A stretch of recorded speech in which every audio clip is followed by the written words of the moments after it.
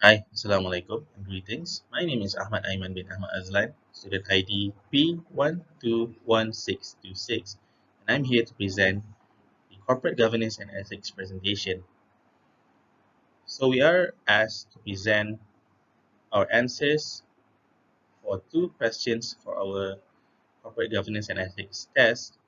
And for me, I picked to present from section A, question 1, and from section B, question 7. So let's start with question 1. For section A, question 1, it mainly asks about the agency theory and agency problem with regards to corporate governance. So what actually is uh, agency problem? So in a situation where there are an agent and principal in a company, sometimes they may have conflicting interests. What is an agent? What is a principal? So an agent is hired by the principal to perform tasks on behalf of the principal. For example, in a company, the principal is shareholders while the agent is the company management. Now, by right, as an agent to the principal, management, the company's management should make decisions in the best interest of the company and to maximize shareholder wealth, to maximize the principal's wealth. But there are occurrences whereby management wants to maximize their own wealth too. So when does agency problems occur? It normally occurs when there is a monetary incentive for the agent, for the management of a company, for example, to not act in the shareholders' best interests. Meaning to say, because there is monetary incentive for themselves, they would make decisions not in the best interest of the shareholders. A famous example of agency problem is the Enron case in 2001. So what happened in this case? The management of the company falsified accounting reports. Now that is awful by itself, but why did they do it? So they did this is is to increase the company stock price so that when potential investors see that the company is performing well, the stock price of the company is in hot demand and it increased this company's stock price.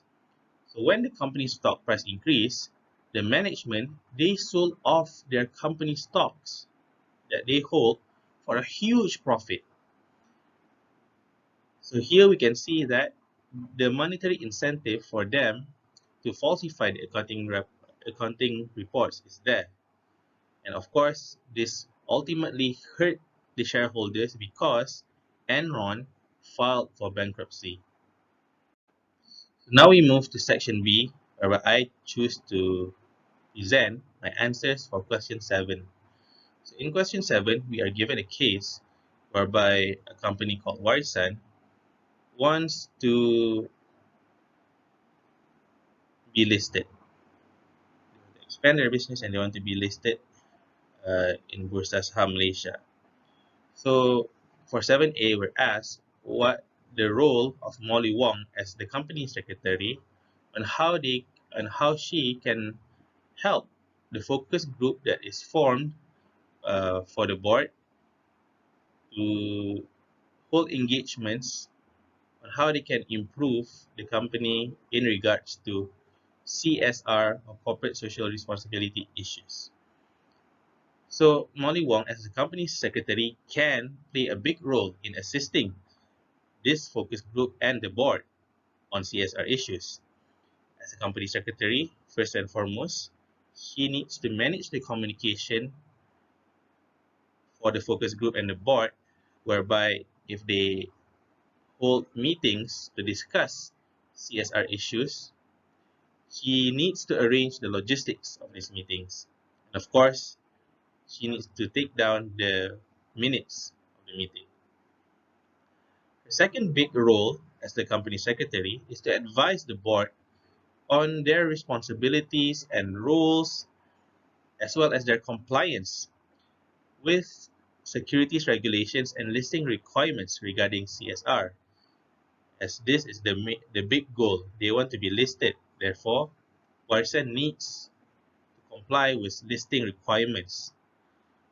So Molly Wong, as a company secretary, plays a big role in advising the board to comply with these listing requirements and regulations. Secondly, as the secretary of the company, she needs to monitor and assist the board in applying the best corporate governance practices with regards to CSR, which ultimately meets the expectations of stakeholders. The company secretary should advise the board to disclose the effects of the company's activities on the environment and to ultimately advise the board to establish key performance index regarding environmental and CSR targets.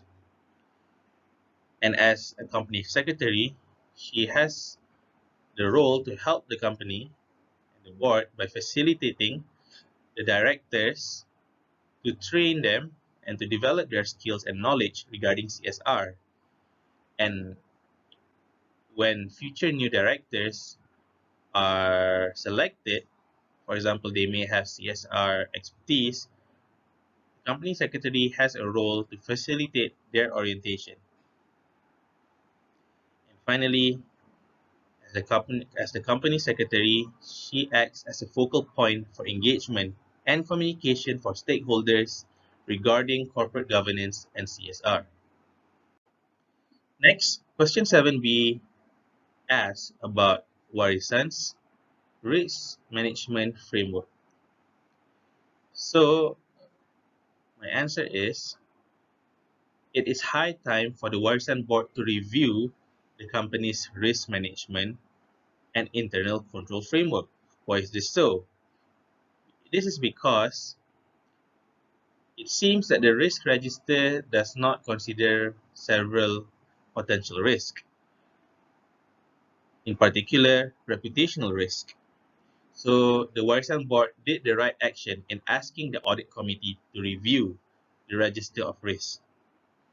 And it is believed that a comprehensive review of the risk register is needed.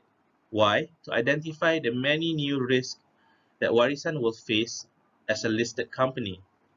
This is because definitely the risk faced by a listed company and a non-listed company is different. In addition, the very best practice for Warisan to do is to form a dedicated risk management committee, and this committee will consist of independent directors which will oversee the risk management framework and policies. In addition, the Warisan board needs to review and establish the new risk tolerance of the company after being listed. This is because after being listed, perhaps the risk tolerance or aversion of the company might change. So the Risk Management Committee must actively identify and mitigate risk towards company assets and shareholder interests. They need to be transparent on their risk assessments and mitigations actions.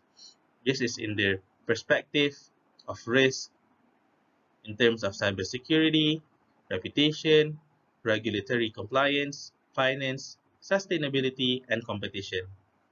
In addition, they need to regularly review the framework and to make sure that it is up to internationally accepted standards. So now we touch on a potential scandal, a potential reputational risk, whereby a supplier for Warisan is being criticized, is being suspected of being involved in child labor practices.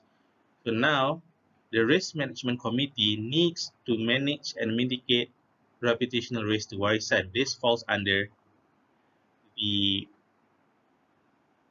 responsibilities of the Risk Management Committee. So in this case, in general, the risk management framework plays the most vital role. With this framework, the company has to be prepared to deal with risk and also reputational risk before, during, and after an incident happened. A swift response is needed to prevent any reputational risk becoming a huge crisis. And most importantly, the company must always meet the shareholder and stakeholder expectations with regards to the reputation of Warisan. Therefore, Warisan must swiftly investigate whether the supplier is really involved in child labor practice, and if so, the relationship with the supplier has to be ended.